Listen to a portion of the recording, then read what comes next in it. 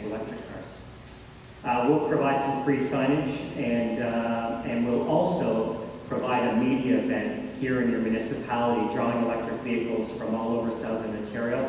I'll also bring a V-truck up here, first of its kind, and allow the municipality to celebrate in its successful mission to help us green Canada's highways.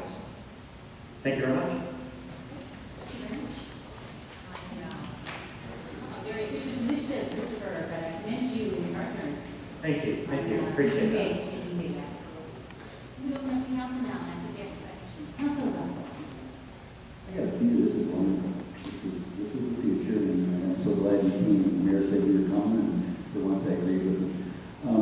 I think it's interesting that you said 1 or 2, and then you went to the CS90 because there was more detail. So my understanding of this, correct me if I'm wrong, but what we're looking at in a lot of ways before we make a decision here is the charging capability. So for example, if I've got that in a parking lot on such and such a road in Grand Bend, it's fully signed, we've got 2 issues, right?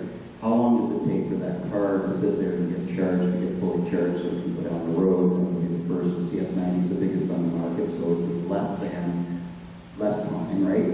And then there would be the business model we would look at other than come on, because as we all know in Ontario, and even here in County Boy, you know this, hydro costs aren't going anywhere but up. So this is basically what you're saying is a promotional plug-in. So my thinking is that having it there, right, is going to take, what, 3 hours with the CS90 to fill up?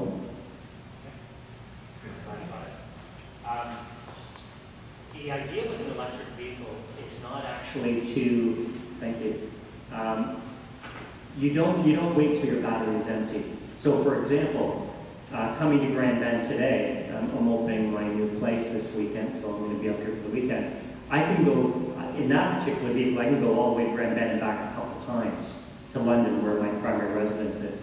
Electric vehicle owners, it's a different way of driving. You don't stop when your battery is depleted. You top up all the way along the path. So for example, if I'm going from London to Goderich, and I'm driving a Nissan Leaf, what will happen is I will drive to the nearest charging station, which might be 50, 60, 100 kilometers, and that's our goal, is to have them about 60, 70 max apart.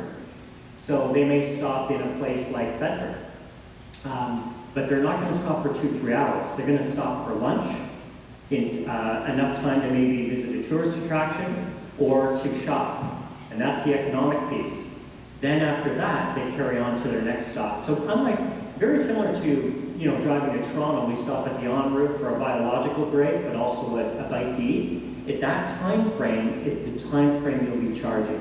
People won't be sitting there for hours and hours unless they had to get there in a rush, which is very unusual. They're long distance travelers. So it will be very rare.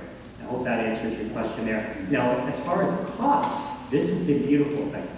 So electricity rates are going up, you're absolutely correct, but not any disproportionate to, say, gasoline prices.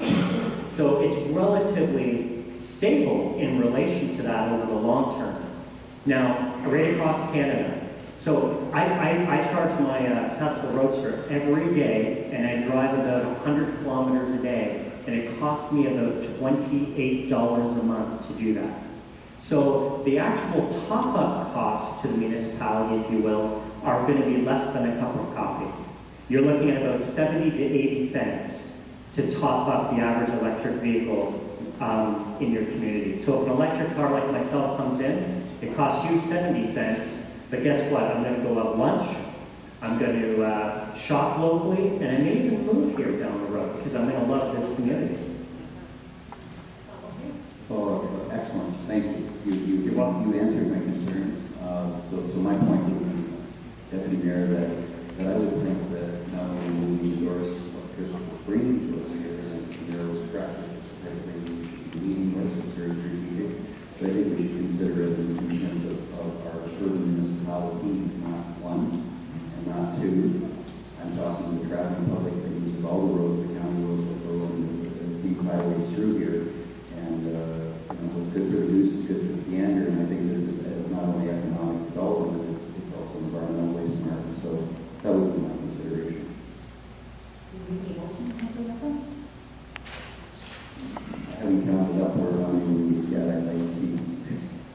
safe to say, staff report on what is the potential for this. I fully endorse it. I just don't want to restrict it to one, because I don't know what your business plan is, but I know what our business plan is. We were told that we don't have any more money in the budget. Councillor Edwards, yes. Yes, this is brilliant. Thank you for your what you're saying, and people are moving towards alternative energy products, especially with cars. I was going to say, absolutely, if we're going to have one for Grand you have to have one for cars, simply because it is at least cars as well, because the commuters back and forth from Sarnia and London, people work in London as well, it fits in with the overall strategy, because I'm sure Sarnia is probably going to have at least one or two. Absolutely. And, you know, it's for our commuters and all the rest. Now, we might find we need more in the long run. So I would like to have some sort of stuff that actually outlines where we can park, where we could have recharging stations, but at least one in Forest. So I really feel we've got to move ahead on this quickly as possible. Before we do the Frank Bender, just one steps to expand that. So we Yeah. have Councillor Scott. As we all know, I've been pushing economic development since I sat on council. And I think that this is an opportunity that we need to look at, but not at one, not at two.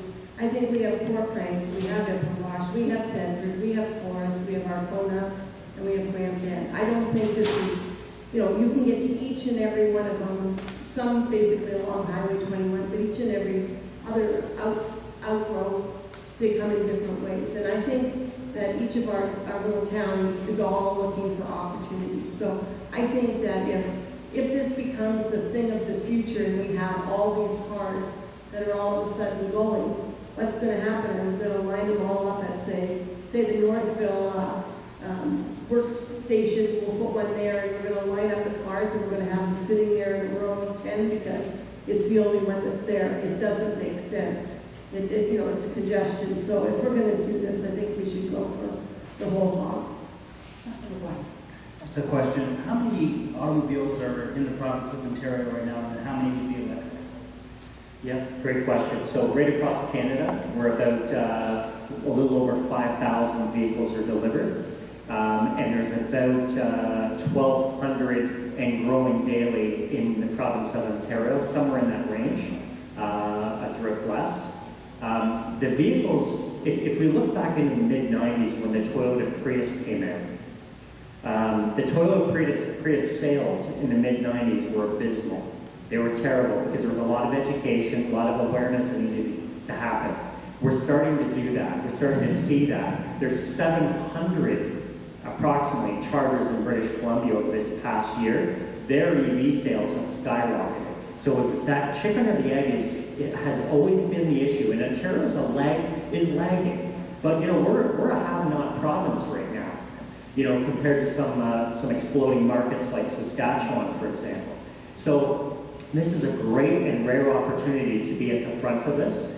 By the way, I love the idea of incorporating all of your areas within the municipality.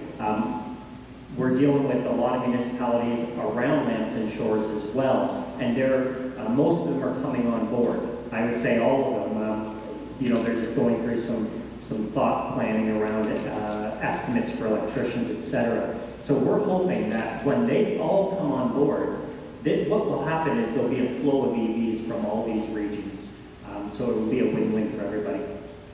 Councillor Scott. And I realize that I'm speaking the second time, but I just jotted down the 70 cents. And supposing we had 6 of these, that's $4.20 that it would cost if they were all plugged in at the same time. It doesn't cost us anything to run them when they're not being used. They just sit there, they're plugged.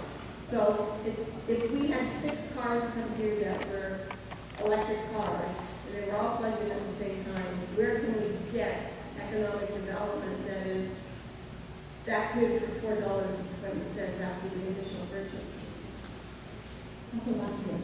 I just have a few questions. I don't mean to put a damper on the party, but I remember when the DeLorean first came out, it was going to be the be all and end all.